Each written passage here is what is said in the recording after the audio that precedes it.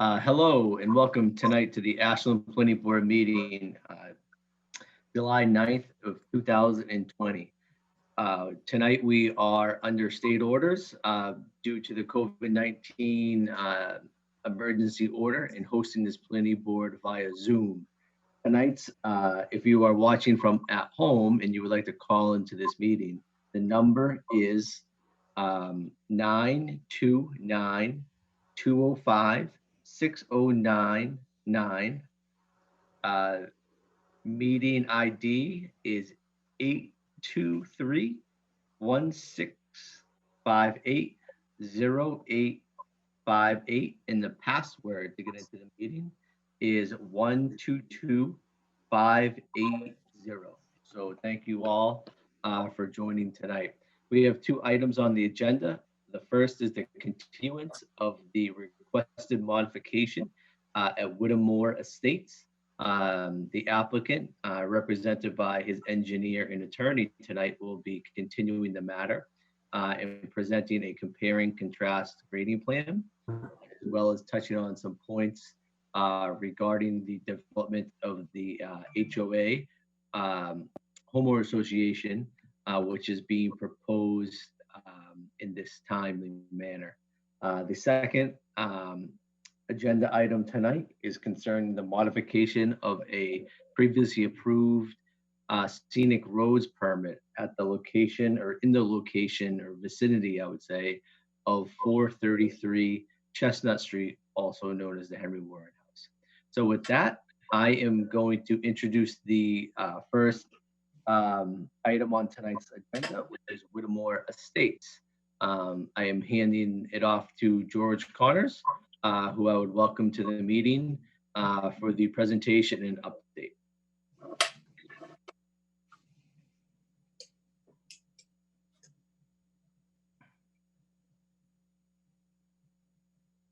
George. Mr. Connors. Hello. Can you hear me? There we go. Yes. Oh, good. Okay. Hi, I'm George Connors. I'm representing Mr. Feliciano on this project. This is our second hearing on the submission. I don't know, do we have some new members that you want me to go through some of the original presentation just to touch on it, or just go into the issues? No, well, I want to back up a second. I'm sorry, George. I would like to welcome Lakshmi Kinsney to the planning board. Lakshmi is our new member of the planning board, and forgive me, Lakshmi, for not taking the time at the beginning to introduce you to the rest of the board members. George, yes, I do think it's appropriate to update and give a quick review of the process and how we got to where we stand today. Okay. Do you have anything you can put up so they can look at the original or the other one, or? Yes, I can share my screen. I just have to pull it up. Excuse me. The topo plan would be great. I think it's sheet,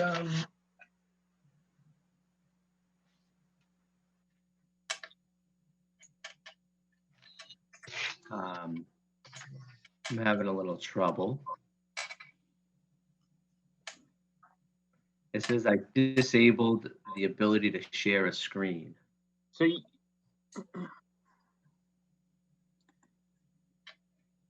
sheet 3 of 11 would be fine if you could find it, but I'll begin by saying that there is a parcel of land on Whittemore Drive, and it is currently under construction for a road going into the property around 6 lots that had been built along Whittemore Drive in the past few years. The road is under construction. There it is. There it is. So as you can see on the top in a diagonal line is Whittemore Drive, and there are several lots along the street that have been constructed. Each one of those is on a private septic system. And if you've ever been out on that street, and in particular at Lot 1, you can see the amount of fill that's necessary. After they were under construction on these first 6 lots, we processed the subdivision coming in, which is that road that goes down to the bottom of the page and terminates in that little cul-de-sac. And we've done all the soil testing out there for on-site septic systems. As you can see, there is a lot of line work on that particular plan. Those are grades. The solid lines are proposed grades, which mean we're going to change the existing surface mostly because of the groundwater conditions, which are fairly high, and the fact that the septic systems need a certain amount of soil around them and below them so that we don't have breakout of the storage effluent that goes into those leach fields. So that project was all approved, and it was designed for the individual septic systems, as you can see on this drawing. And the land to the left, you'll see little like bushes in that's the wetland limit. There's a wetland down there, and then to the right of that, as you look at it, you'll see those sort of trapezoidal outlines are detention basins. So all of the drainage that comes down the road ends up being picked up in catch basins and transmitted into that detention basin there. It mitigates the impacts from both peak flow and from volume of runoff from the impervious surfaces. So, and that's all approved or was approved with the Conservation Commission, as well as on this particular plan. Indicated they're out there now building this road. We had an opportunity, the developer, Mr. Ross, after Mr. Croft went bankrupt, Mr. Ross bought the lots along the street and ended up finishing them when it was in a bit of a problematic state.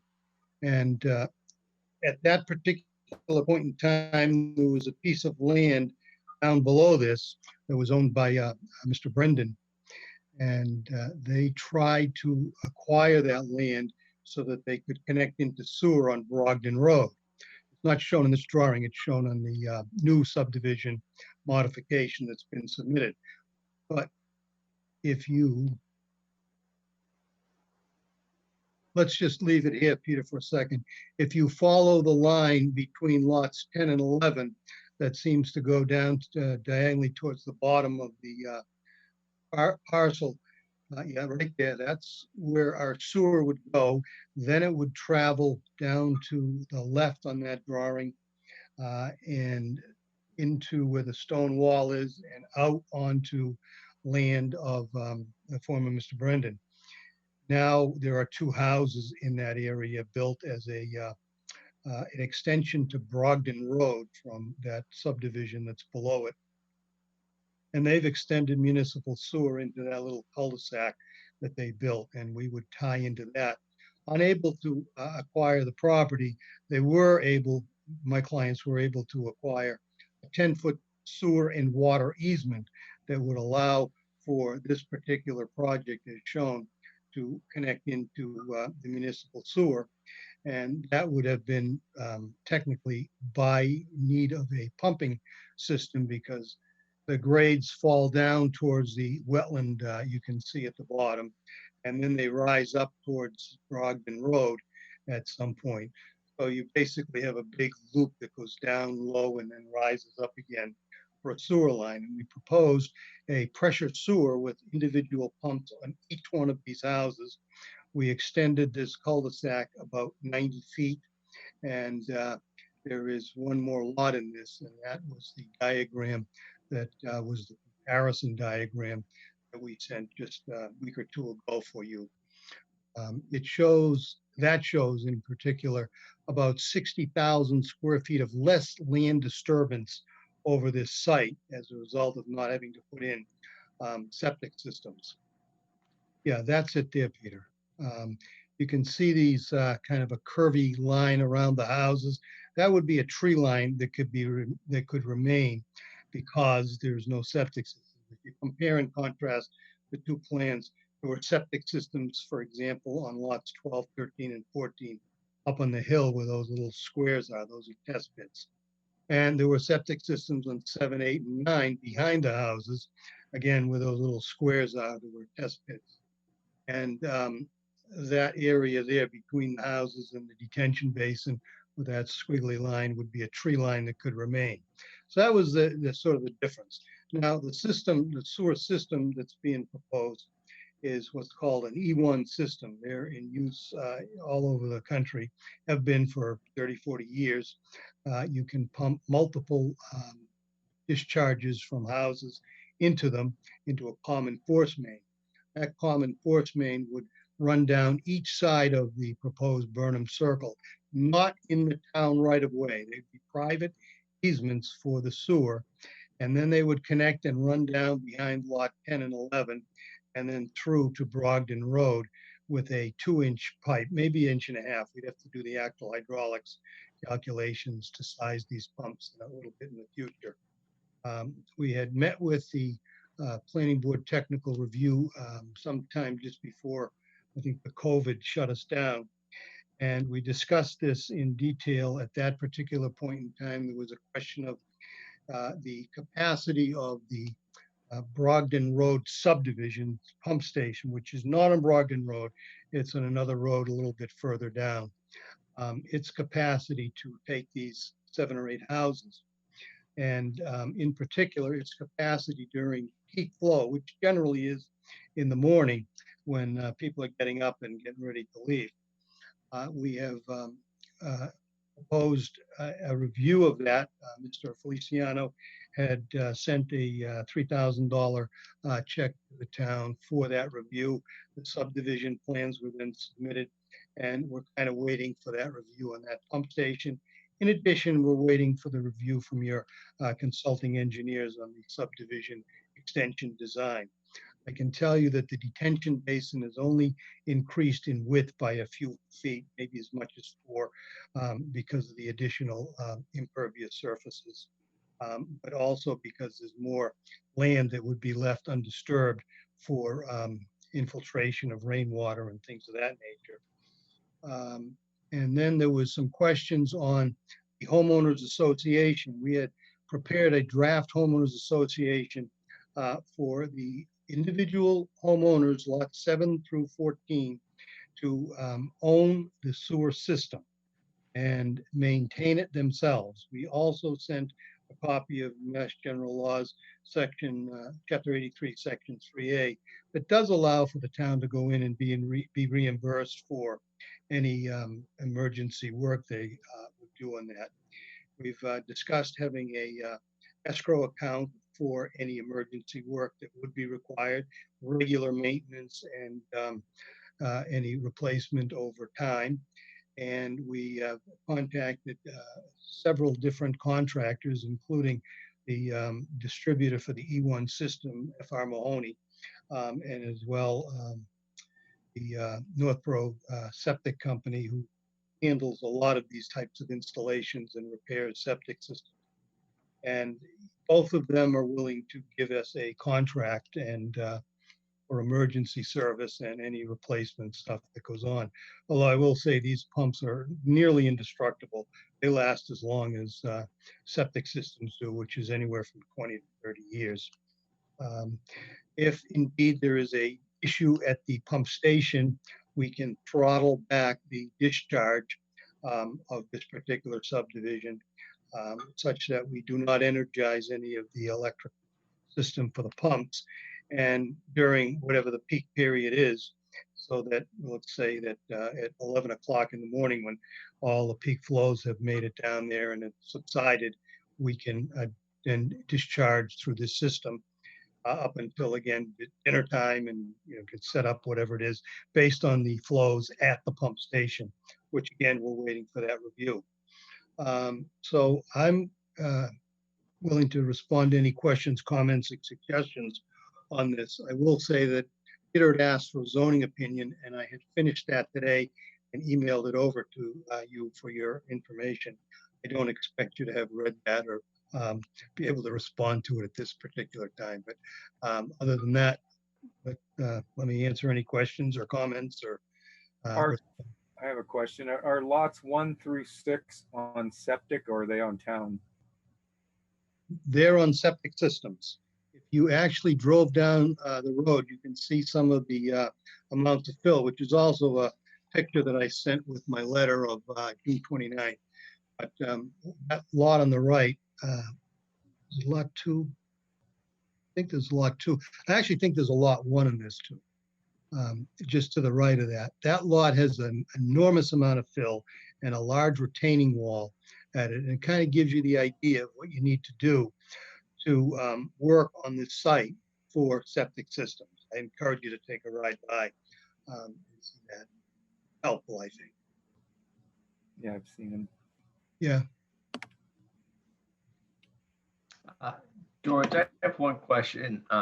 Just kind of, can you explain a little bit deeper into the circumstance what you're talking about is allowing, having a grace or a time in the day, a chunk in the time of the day where the system would not, I would say, give flow or run flow into the pump station over on Brogdon.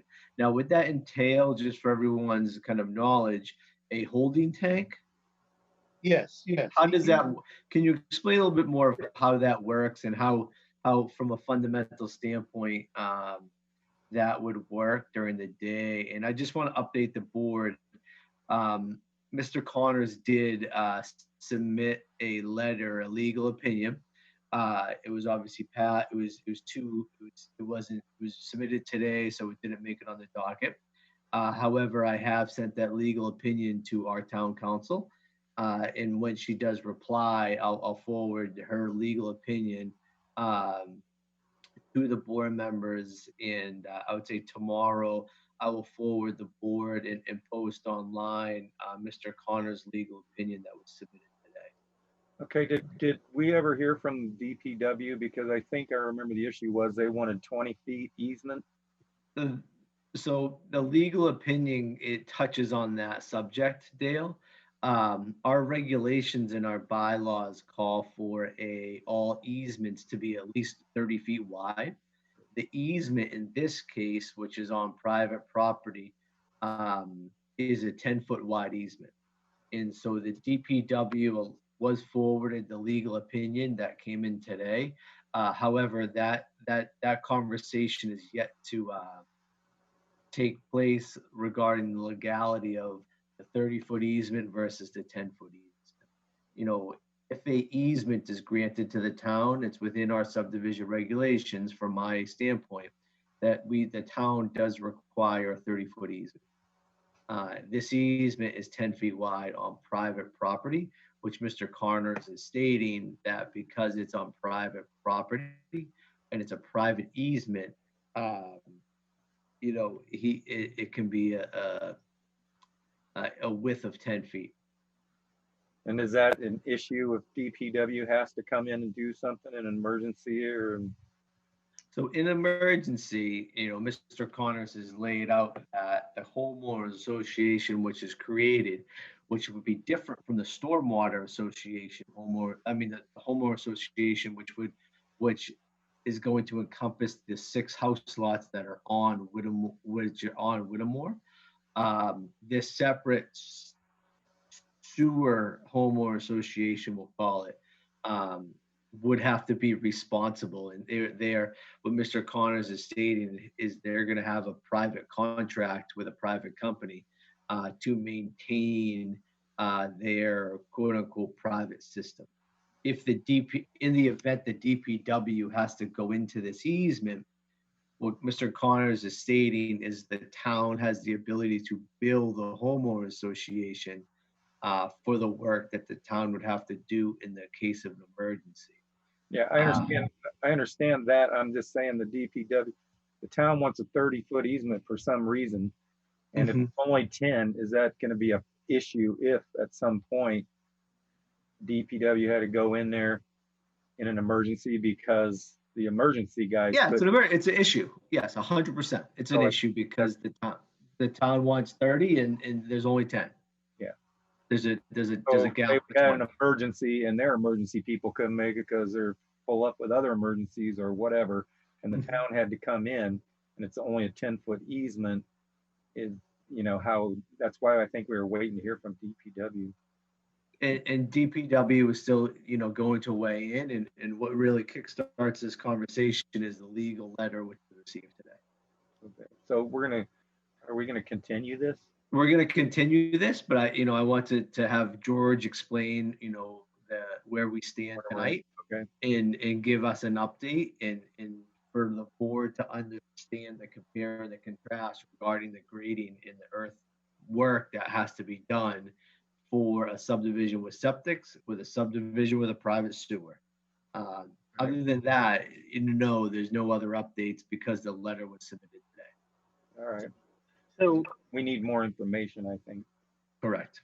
so just to try to highlight what I think I understand here is, as we look here at lot 14, 13, 12, this uneven line represents trees and unfettered woods that would not be cleared and would be left in place in this subdivision were this sewer line to go through. And so scrolling up here to this kind of compare contrast, we can see here that this is all cleared. There's a ton of step grading. You can see the septic systems in position. So there's a lot more land clearing, and there's just a lot more grading that's going into this subdivision. Like there's Correct. substantially less green And space. my only issue with that would be, that's what they want to do, less clearing, but is that really going to happen? I mean, you want to keep all that stuff, but if say, oh, we couldn't get the trucks in, we had to move the house around a little bit, so we started peeling off some more trees and flattening out a little bit more. Or is that a set plan? Is like, we're going to keep all this green space that's already there? I mean, if You know what they, I'm saying, Joe? yeah, Like, but is I mean, this Peter, just their wish list, or is this something that this is exactly, we're not going to clear these areas? yeah, I mean, Peter, please jump in, but my reaction is that, if this alternative plan were to go forward and we're able to, there was a way to make the sewer work with the easement and the connection, like the expectation would be, if this was the submitted plan, that this is the product that we would get without Kind of question, right, Peter? include a Yeah, and Include 100. clearing plan. Yeah, and we could, and as a condition of a modification, right? We could condition this process or this plan moving forward, that, the tree line shall be protected. In some circumstances, I've seen the tool, a conservation restriction, which is a tool, which would be appropriate in this case to lay out the areas that would be untouched. And the trees could be preserved and the open space would be preserved. That would be a legal entity, a legal documentation, which would be probably the strongest, tool to protect the trees in the land in that area. That could be part of the conversation, or as part of the plan, that we mark out areas that are, shall be undisturbed and move forward from there.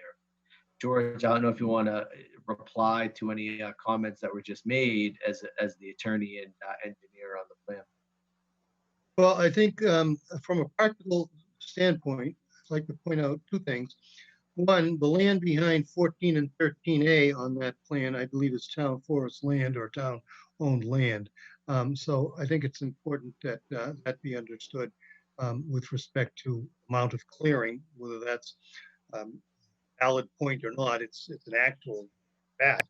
Then the other thing is, if you look at lots 7, 8, and 9, and they're overlooking a detention basin with a septic system out back, I don't know, I think I would prefer to have a groved out tree line that's there as it shows without the septic system, so that it kind of gives you a little bit more of a woodsy feel. We're building houses on 30,000+ square foot lots, and I just think that people that are moving into these areas want as much as many trees or as much tree cover in the lots as possible. They're very steep, and I can't imagine just going up there to make lawn after the houses are built. Okay, but I think just so you understand, our point is that to make sure before you submit all this stuff that that's actually feasible. There's a bunch of squiggly lines someone drew on. I think we can keep this, and you say, I think we'd prefer this. If you can actually find out, because there's been other instances where they just, oh, well, we ended up having to clear extra 20 feet here and there. And, I mean, it'd be nice to go in and say what you can actually do and draw it on there and still be able to work around and do whatever you need to do on the lot, but have an actual tree line that'll Well, I work. think if you look at the septic plans, these are the same houses. And we've done this for 40 years. So I can assure you that this tree line that we propose to build these particular houses and accesses to them would be pretty much what it's shown there. Okay, I just wanted to mention that because, and I'm not doubting anything. I'm just saying that it happens quite often where people draw really nice little pictures and it's not what it ends up like. So just so you know, and I'm sure you've done this before and you know what you're doing, but just to make sure it's accurate. That's all. It's a very good representation of what would be needed to do that. And saving any kind of trees is good, I think. Well, if you recall, I think you may have been on it when we're trying to get this plan signed, and there was some questions about the amount of tree clearing on the site. I had a colored drawing on the easel 1 or 2 nights back, I don't know, maybe a year ago, way time flies, and there was some comments on the amount of tree clearing. So the easement was acquired, and just a couple of guys talking between themselves, and it just isn't wide enough for the 30 feet. But then they decided recently to try and change the subdivision. They spent a fair amount of money on it and are willing to put this sewer line in. So this is, it's not a lark, it's a costly endeavor. I think it's good. Thank you. George, I'll ask the question. Would you, and do you believe your client, if approached, would place a conservation restriction on the land in the rear to protect the trees for I would say in perpetuity? Peter, have you dealt with conservation restrictions recently? I have, and that's how I kind of started to become a town planner. So I'm fairly well aware of conservation restrictions. No, within the last year or so. Yes, I am. They're brutal with the state. My client, I would not recommend he does that.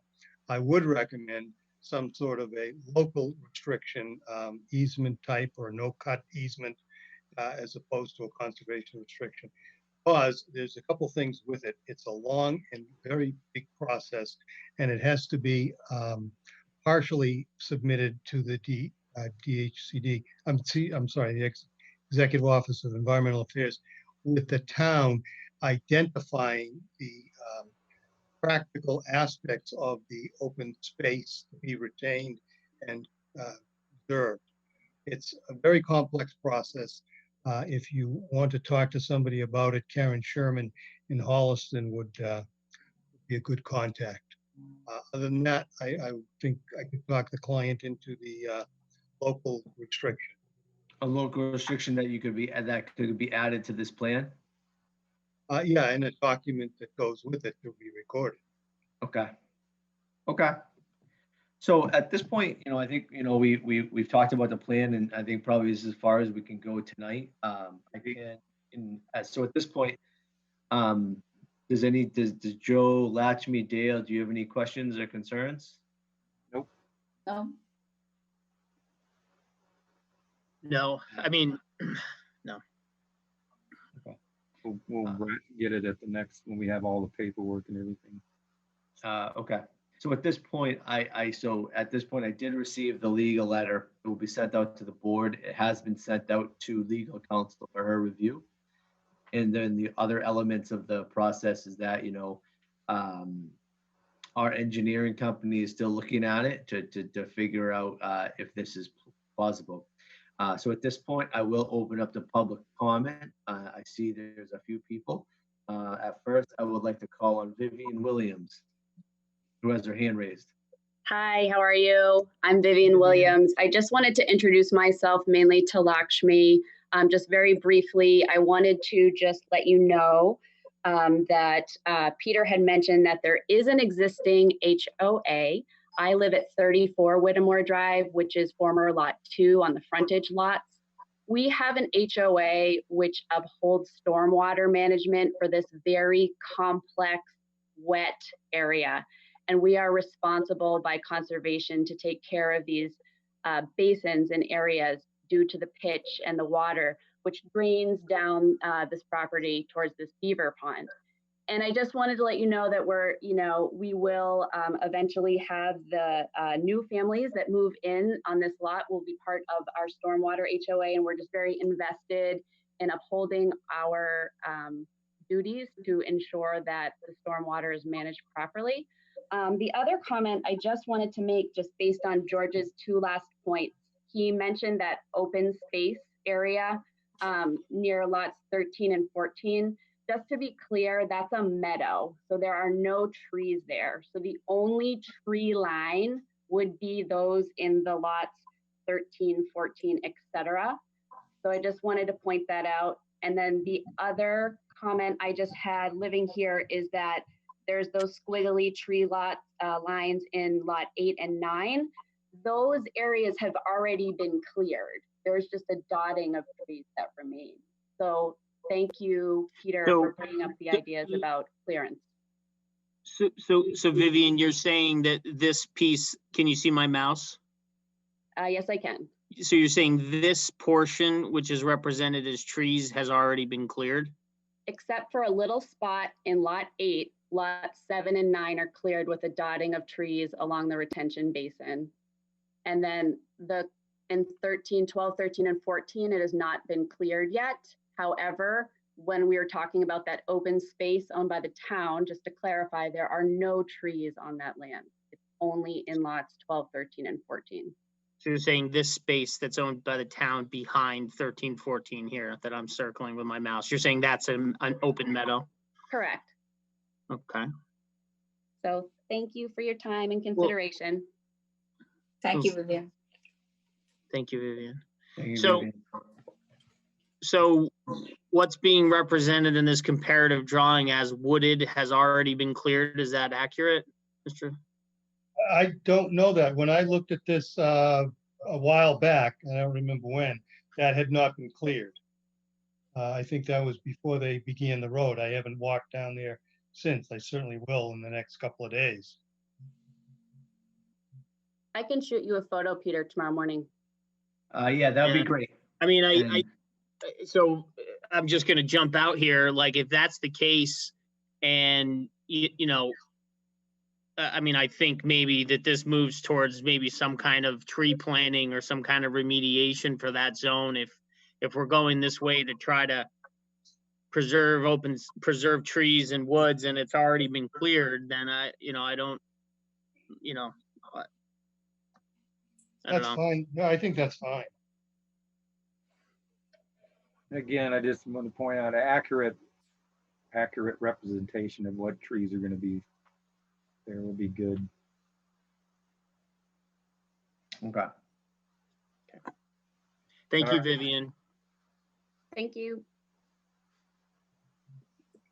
Is there any other public comments? Mr. DeSoni?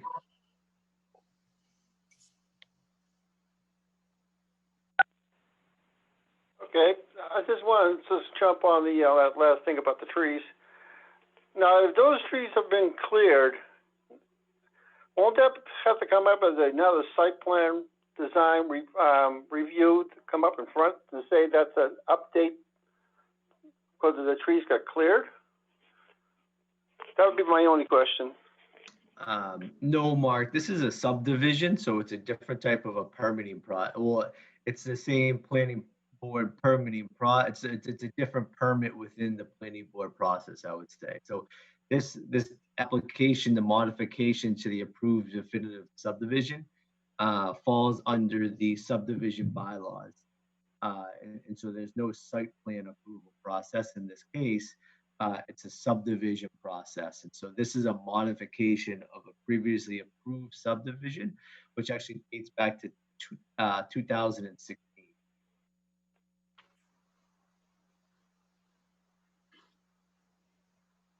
Okay. All right. So with that said, Can I make a motion I would ask the board to make a Yeah. motion to continue this matter. till, The next meeting for the planning board is going to be on July 23rd. We have a couple items already on that agenda. And then moving forward, we're looking at into August. I believe I sent out the planning board schedule late last week, yesterday. So let me pull up my calendar.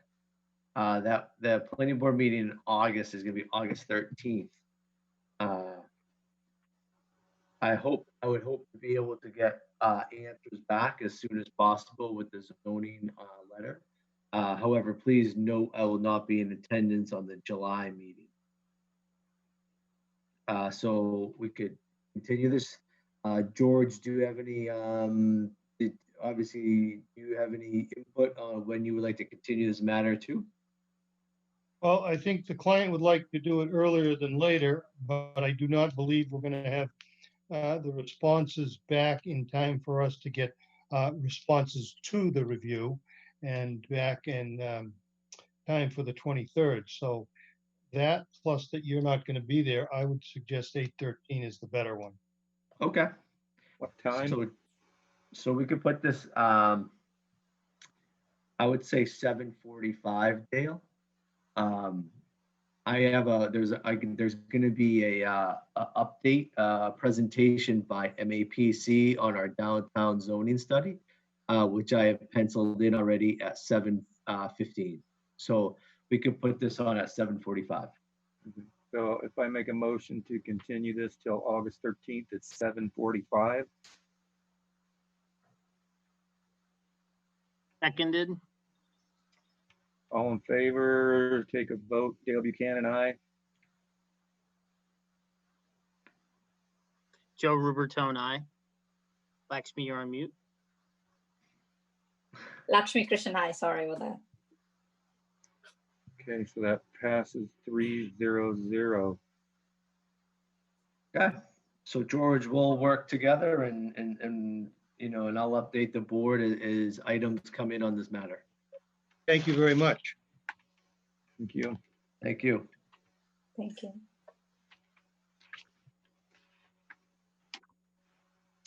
The second item on our agenda tonight is the modification to the previously approved Scenic Road opening at the vicinity of 433 Chestnut Street. I was expecting to have Dave Foster representing the town on this project since he has been the project manager. However, I do not see him on the call tonight. So I will do my best to introduce this project if that's okay with everybody. So at the previously the planning board approved a Scenic Way permit in Lakshmi. The Scenic Way bylaw is a bylaw in town, and it's we may have Dave Foster here.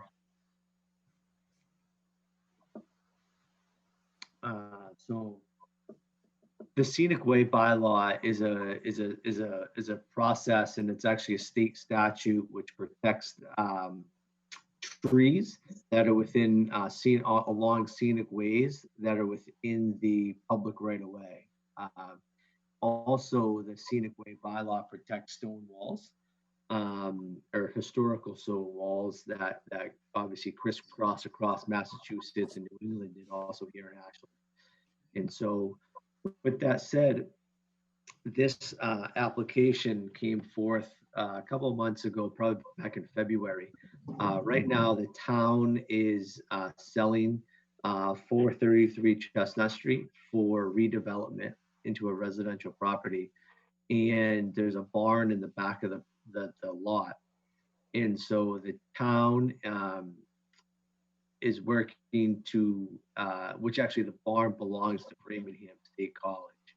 And Framingham State College and the town, we're looking to get access to that barn through a new, I would say, entrance, which would be for ingress and egress in the vicinity of 433 Chestnut Street. So previously what they're going to do, and they were approved to do, is to open up that wall and take the existing stones that are within that wall and flare out the radius, I would say, turns. Previously approved. Can't hear you. Dave?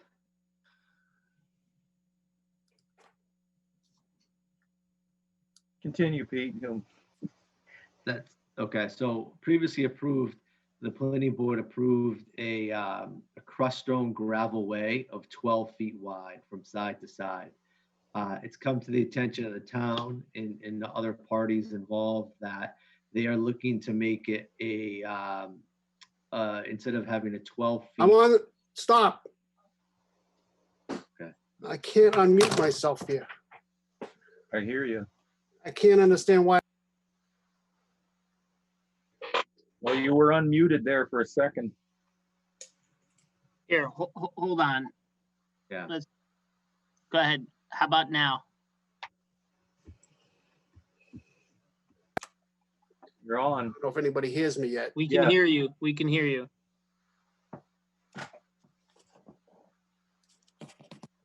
Can't hear us. Can you hear us? Guess not. I don't know what the hell to do here. I think we better mute him just in case he gets angry. We can hear you, Dave.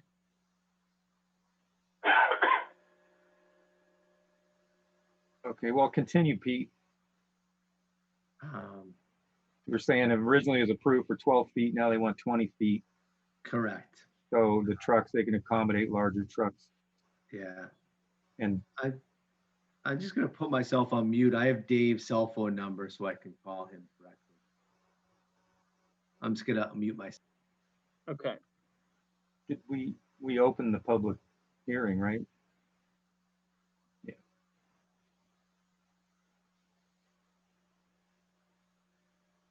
Because I have, 8 more feet wide. I have no issue with that.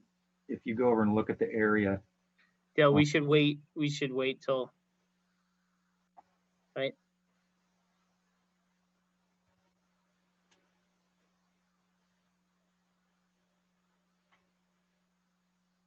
Hi, guy. Hi, everyone. Oh. Hey, Dave. Hi, I'm Ev. Go ahead. I can- Okay. All right. I'm sorry about my difficulties here. No worries. This is my second time at Zoom. It's all good. I can't hear anybody. maybe you need to turn a volume We up. can on hear his- you. Maybe you need to turn the volume up on his computer.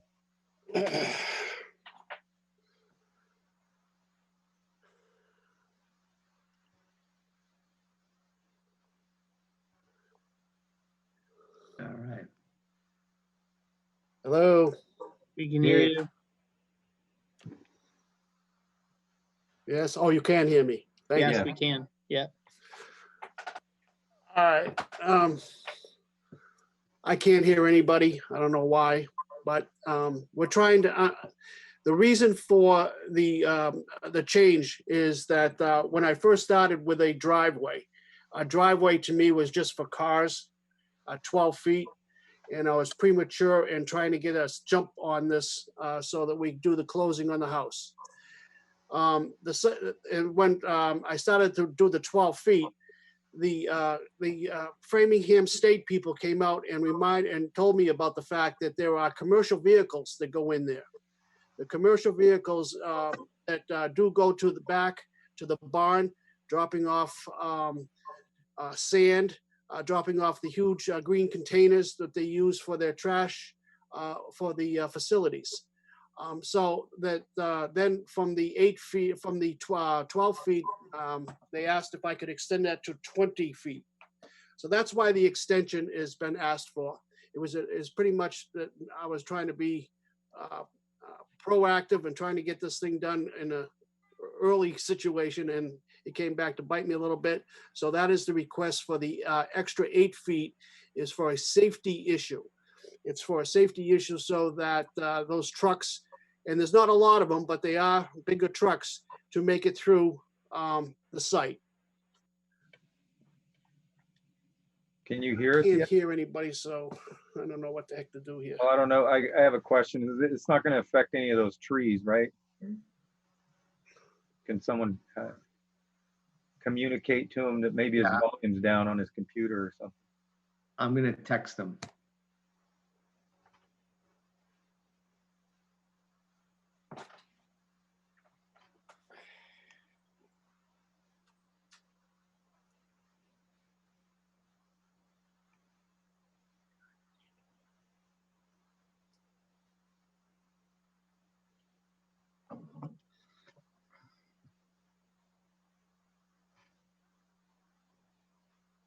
Exciting TV.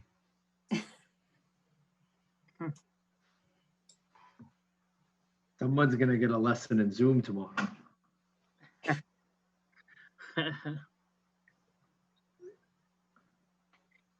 No, there's no trees being disturbed. Okay. Oh, there we go. There's nothing being touched. It's marked out. If anybody wants to take a ride out there, it is marked out now by 20 feet. How is it marked, Dave? It does not touch, pardon me? How is it Any marked trees. out? There's wooden stakes. Got it. There's stakes. Okay. Wooden stakes all painted, and it shows the whole driveway. So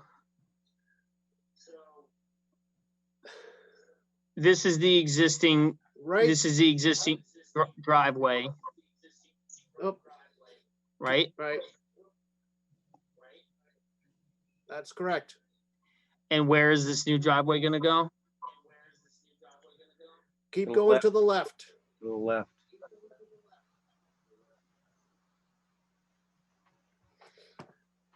Right between there's a tree to your left. There you go. Yeah. And Go over a just little bit. past more. that tree. Oh, here. Go a little bit more. Yeah. Yeah, see There's gonna there's come- 2 trees there. Yeah. Right, and Right. right, you're right there. You're right there. You're right there. So it's gonna, 20 That's the feet spot. is gonna get opened up here and it's gonna run down and go between that rock and these rocks. Between, correct, exactly.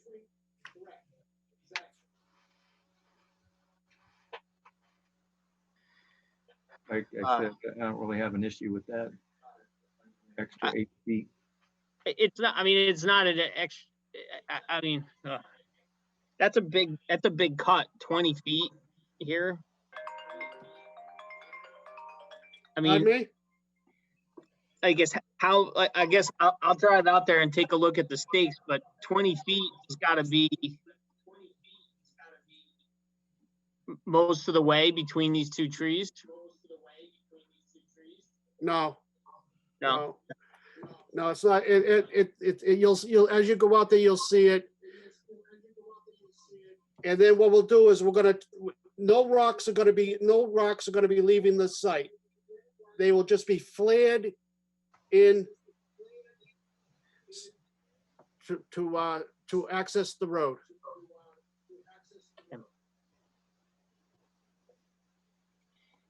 and this driveway would continue to be, this driveway would be only for the residents of future people That who is would correct. buy this home, right? Okay. Yes, that's why we're replacing the access. We're replacing that access that will become private.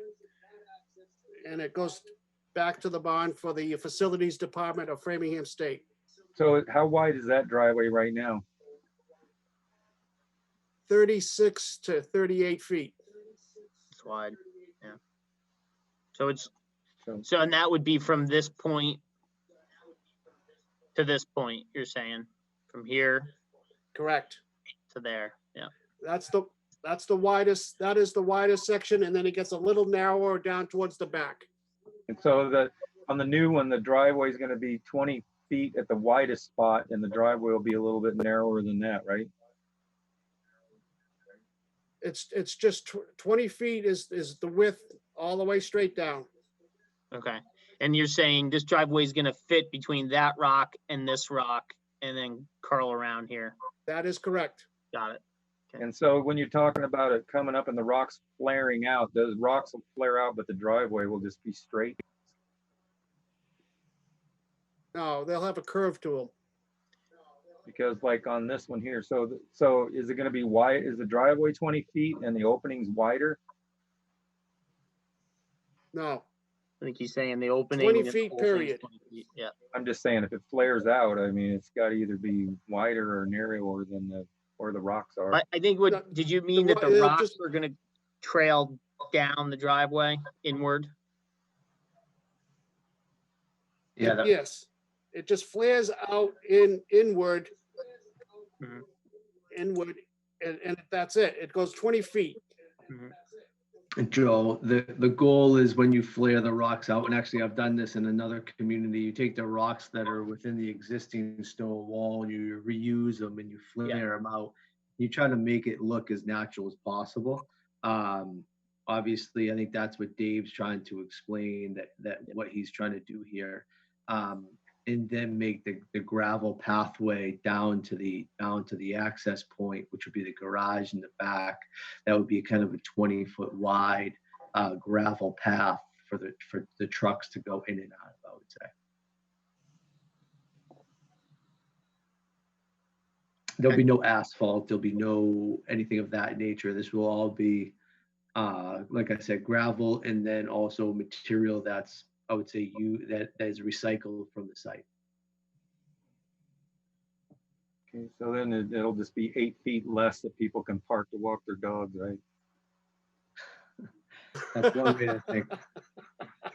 I mean, I drive by there all the time. It has been a problem. It has been a problem lately. Yeah, I just don't, it's grass. If it was trees and you're cutting out another 8 feet of trees or something, it might be an issue. But to me, having it kind of up against that other driveway, I don't think it really affects that whole area right there that much. Just my opinion. And that if you look at that rock wall going up the other way, I don't know how recent these street photos are, but it's really in bad shape at a lot of spots. I mean, it's just kind of a pile.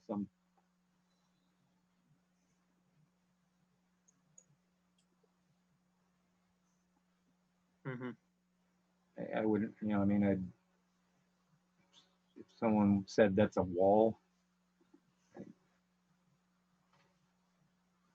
Okay.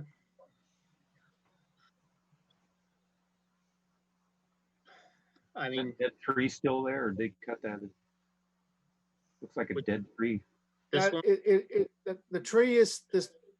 It's still there. It does need a little bit of help.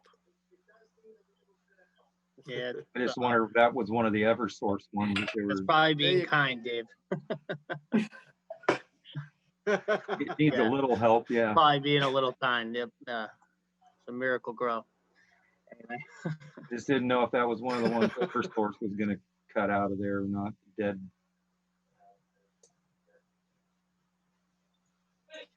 If the board sees fit that they want to do that, I think then I'd have to have a tree hearing. You have to have, no, I'm not talking about getting rid of it. I was just noting that tree was kind of disrepair.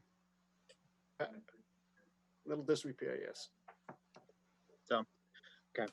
So that's my 2 cents worth. I don't see any problem with it. I mean, I'd prefer that the driveway not go there. I'd prefer it stay exactly how it is, but the town is selling the property. Framingham State continues to own the barn. They want to continue to use it for their stated purpose.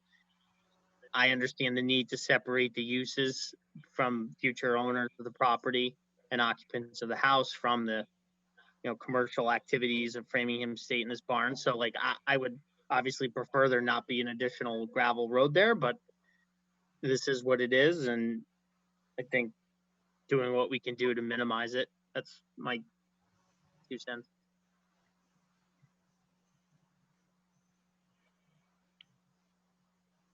Okay. It's a public hearing. So yeah, this is a public hearing, require a vote. If the board would like to approve, and or if the board would like to, take a site visit, we can do that and set it up with Dave. But I think at this time, it would be appropriate to take action. Do we need to get comments from the public? Oh, yes, I'm sorry. Is there any comments from the public? Oh, yes. Yes, there is.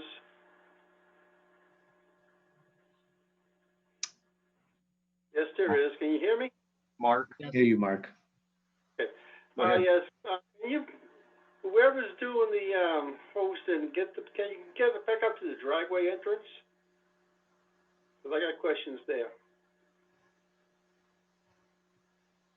This isn't anything to do with the driveway. It's already Down there. towards,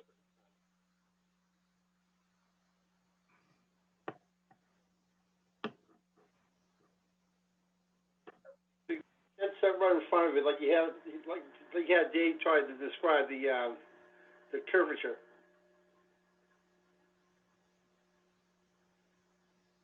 Because I want to look down that entrance, driveway entrance, down towards the barn itself. How it narrows out. How it narrows down as it goes down. Yeah, okay, that's good enough right there. Thank you.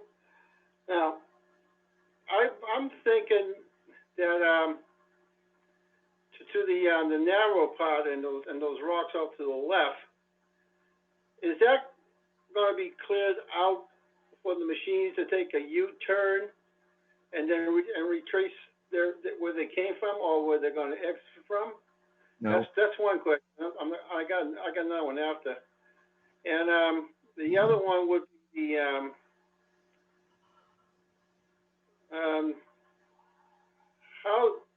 how would it be said if it's going to be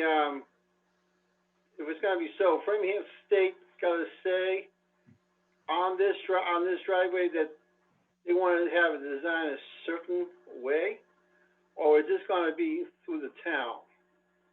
And those are my questions and issues. Thank you. Well, the new driveway is Framingham State's, and then this one's going to be private property with historical restrictions, right?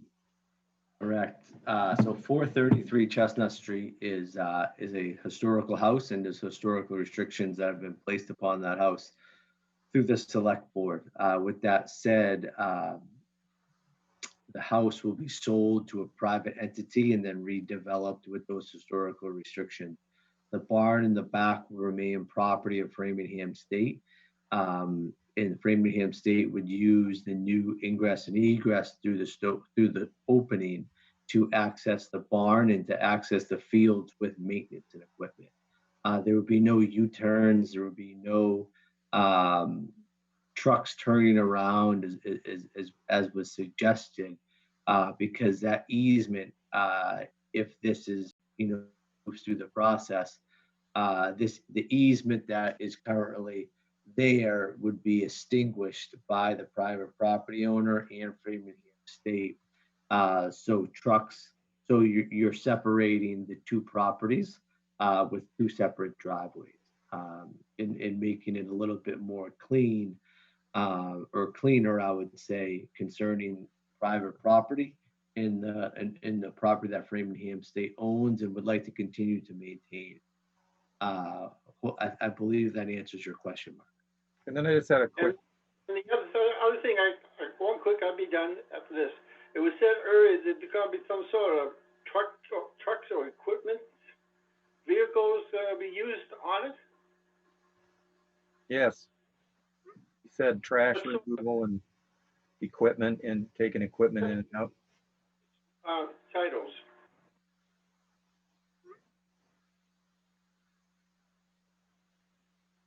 Excuse me? What would what's Framingham State gonna use for those trucks? What's their jobs? They're lawnmowers, Mark. They're maintenance for the grounds. Snow blowers, lawn mowers, tractor, trash cans. They can have trash cans going in and out. Would that bond be reused? It's being used. By Framingham State, it's their property, Mark. It is Framingham State, and they got to say at the driveway what they're gonna use it for then. Yes. Yep, that's right. Okay, thank you. Mute me, please. And I just had a quick question for David. Is there any possibility or anything? I don't know if they're gonna put it, because they put that rock wall in there, it's gonna make 2 rock walls going down the driveways. Of any landscaping, or if one tree's dead, maybe add a tree or something. I don't know if that helps or not, but No, this is a completely town project. With a DPW, we'll be out there and we'll be working on this to get it done. We'll be grading it up so that there's a nice grade coming from the road down. Again, it's a town project, and we don't have really any funds for trees. So, well, we have one developer's bringing a bunch of trees in. But I just questioning that, but that's okay.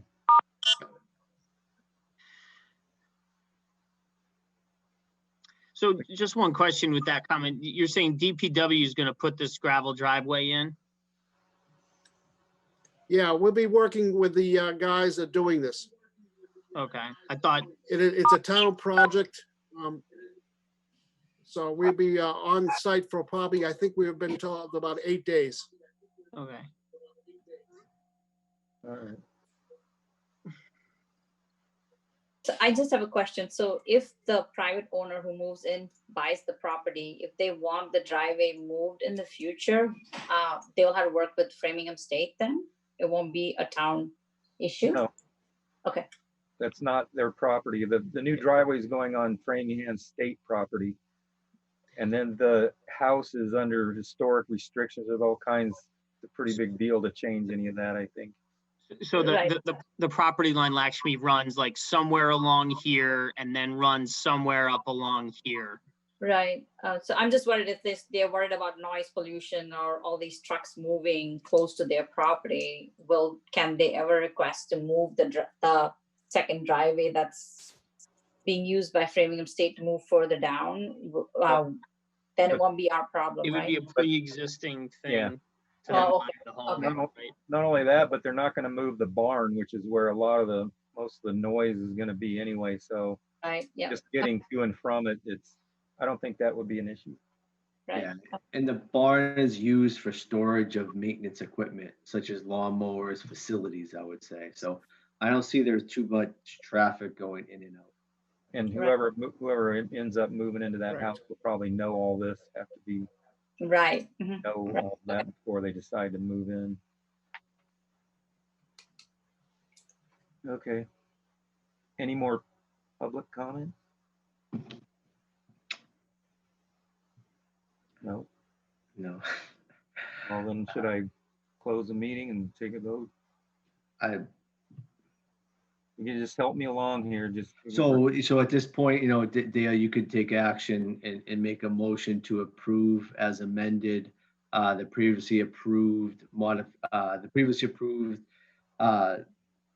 scenic road permit in the vicinity of 433 Chestnut Street, which will modify the previously approved plan to create a 20-foot way with the walls, with the stone walls that are present along Chestnut Street to be used in the creation of a flared radius as an entrance into the new crushed stone path down to the existing barn structure.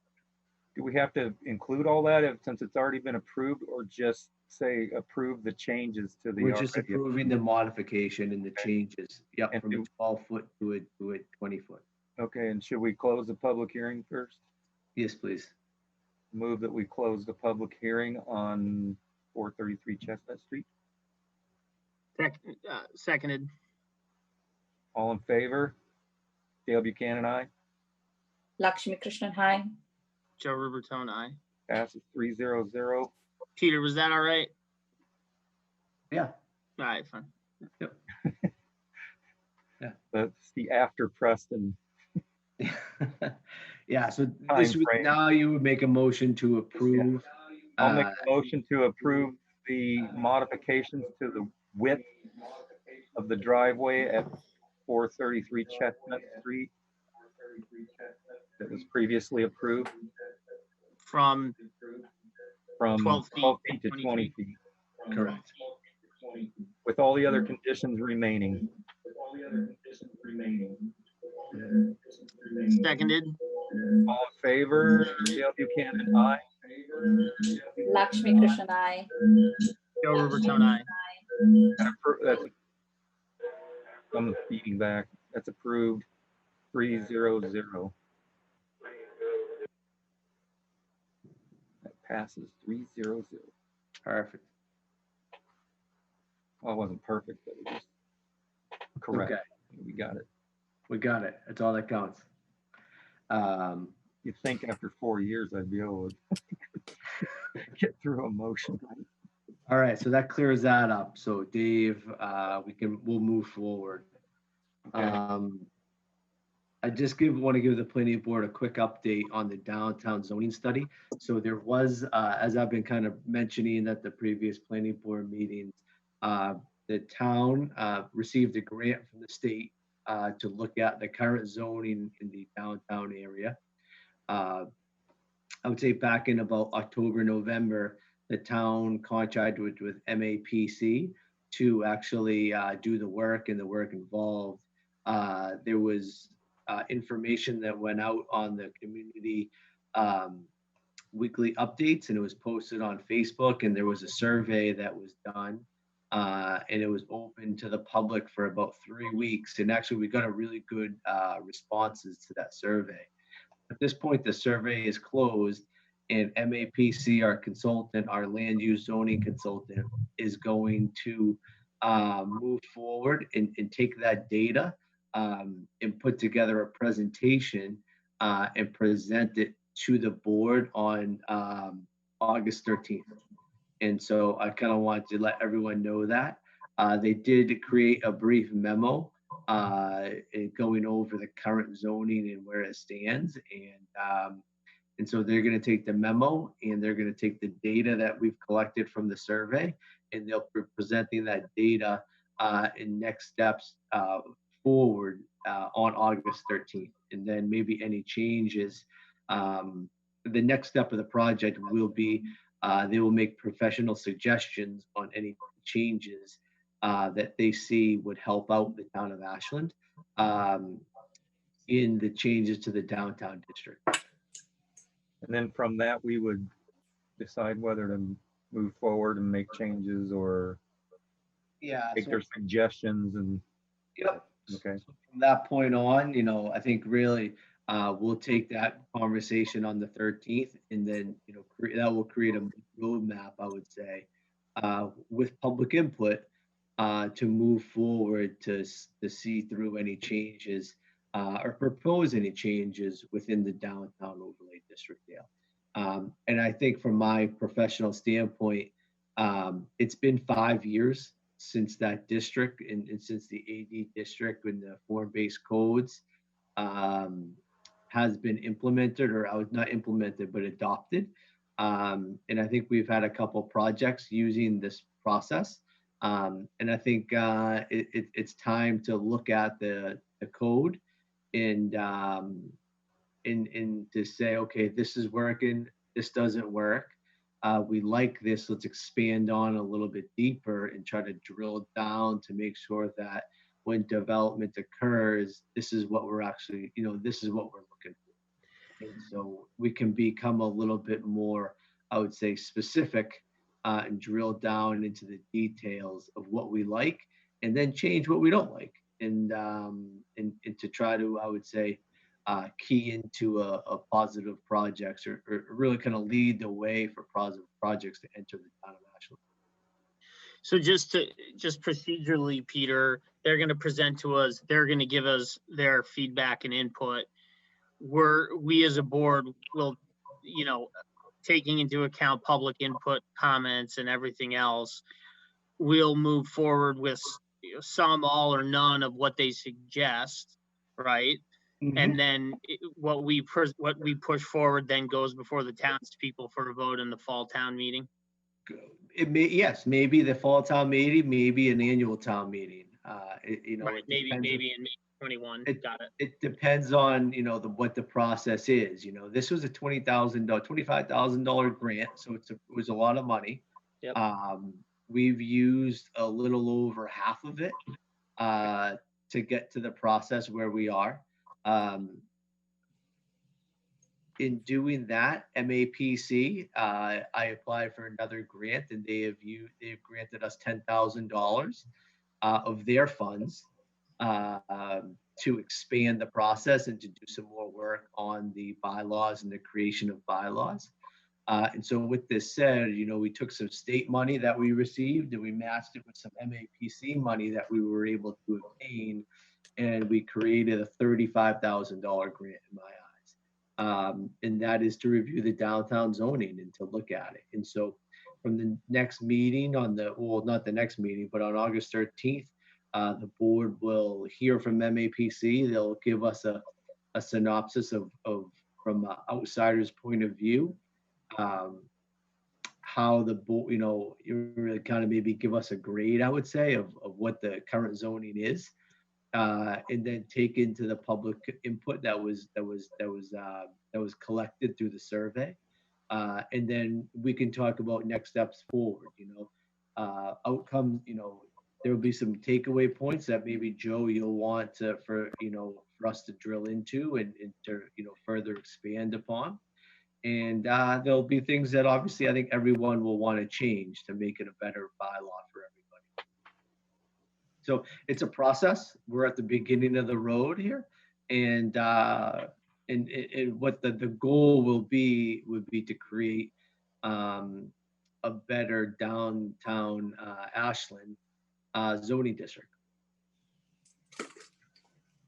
So I would say just kind of look at that on the 13th. I just kind of want to put on everyone's radar and give everybody an update upon where it stands, I would say.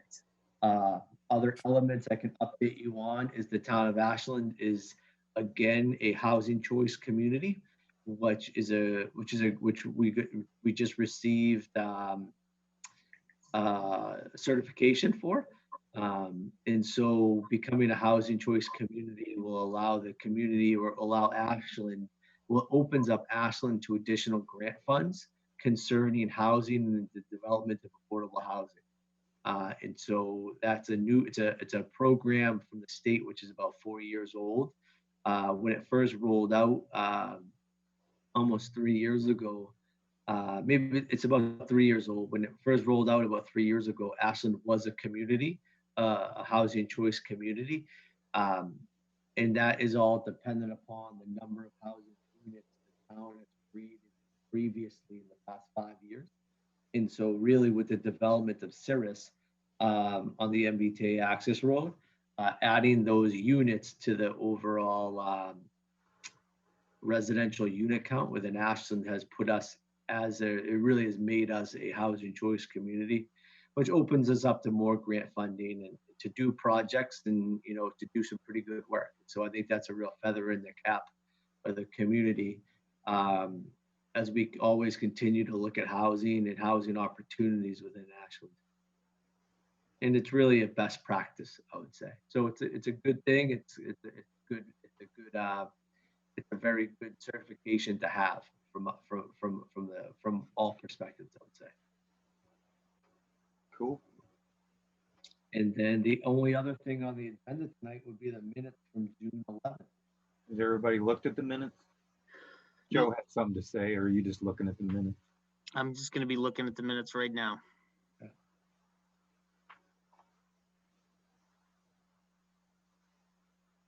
You've reviewed them already, Dale, I take it. Yes. Okay. But I'm a speed reader, so occasionally I'll miss a grammatical error or something, a misspelled word.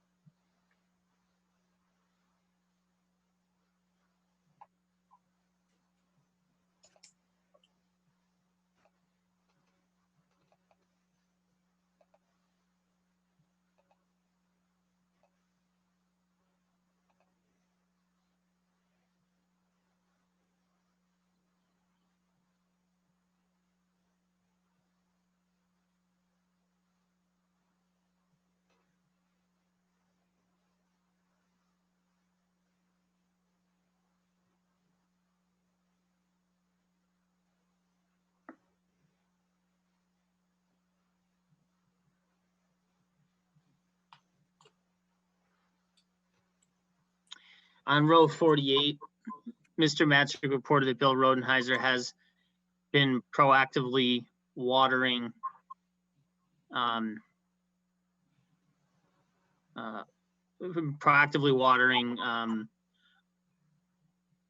open piles of dirt on the site. And if somebody has a better term for that, I'm fine with that. And will hydroseed the portion of the site closest to 135? Okay. Is that fair? Yes, no, I agree. We can change the wording. Okay.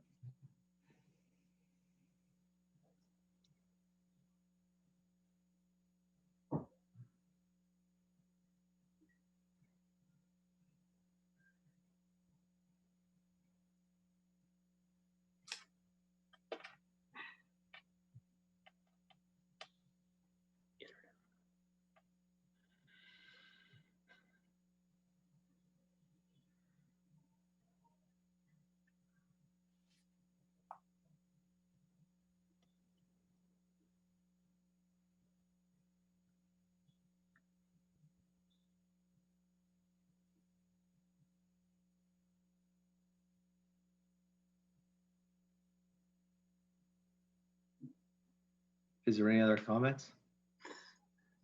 Almost there. We usually wait for Joe, and then when he's ready to go, we're ready. Minute man.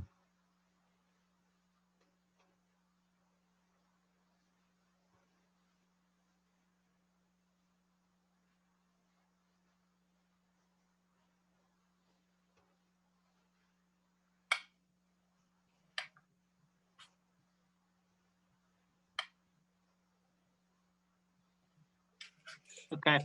I'm good. I'll make a motion to approve the minutes from June 11th with the changes that we talked about. Seconded. All in favor, Dale Buchanan, aye.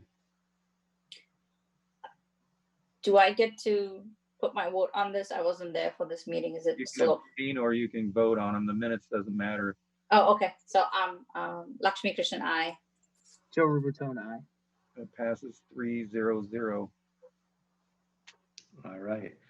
Before we end the meeting, I want to give the microphone over to Emma, who has a very important update to tell everybody about. Yeah.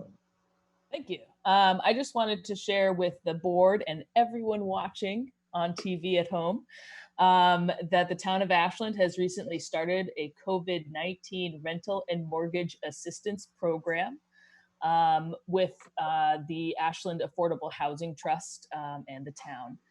So using funds from the CARES Act and the Affordable Housing Trust funds, we are offering rental and mortgage assistance, and it's being administered through the Office of Community Development, and it is on the website, or you can email me, esnellings@ashlandmass.com, if you'd like more information. Thank you. Thank you. Thank you, Emma. Thank you. Awesome. Well, If that's it, then I'm gonna make a motion to end this meeting at 8:36 PM.